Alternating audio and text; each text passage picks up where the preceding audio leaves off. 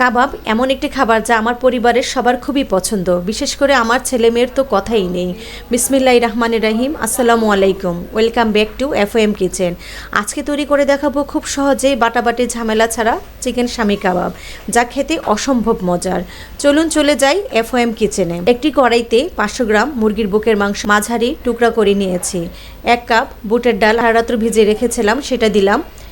2টি পেঁয়াজ টুকরা, 3টি কাঁচামরিচ, কালো বড় এলাচের বিচিটা আমি থেতো করে দিয়েছি, 1 চামচ কালো গোলমরিচ, একটু জয়ত্রী হাতে ক্র্যাশ করে দিয়ে দিলাম, 1/4 চামচ দারুচিনি গুঁড়া, দিলে কিন্তু ফ্লেভার সেই রকম আসে, 1 চামচ মরিচের গুঁড়া, 2 চামচ ধনে গুঁড়া, 1 চামচ ভাজা জিরা গুঁড়া, 1 চামচ চাট মশলা আর স্বাদ মতো লবণ।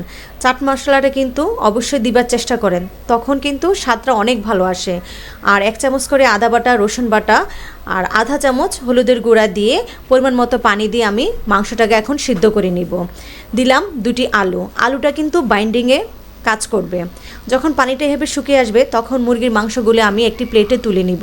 তুলে আমি ডাল ঘুটনি দিয়ে ভালো মতো এভাবে একটু ঘুটে নেব, যেন রেশা রেশা হবে কাবাবটা, সেটা খেতে অসম্ভব মজা লাগে। আর বাকি ডালটা আমি ব্লেন্ড করে নিব। ব্লেন্ড করে মুরগির মাংসে নিয়ে নিব। এভাবে করে সবগুলি ডাল আমি ব্লেন্ড করে নিয়েছি। এখন ধনেপাতা কুচি, পুদিনা পাতা কুচি আর পেঁয়াজ কুচি দিলাম, দিয়ে ভালো মতো মেখে নিব, কাবাবটা বানিয়ে নিব। দিলাম একটি ডিম, ডিম দিয়েও সেটা ভালো মতো করে কষলিয়ে নিব। আর এখন দিচ্ছি 1 চামচ গরম মশলা গুঁড়া।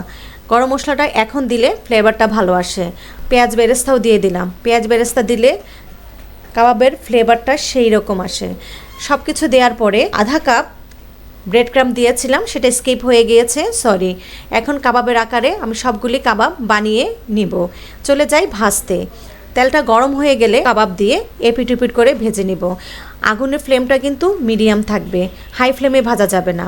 আর বাকি কাবাবগুলো আমি ফ্রিজে 10 মিনিট রেখে বক্সে করে ফ্রোজেন করে নিব।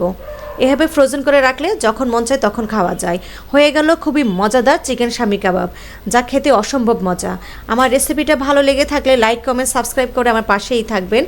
ভালো থাকবেন, সুস্থ থাকবেন। আসসালামু আলাইকুম।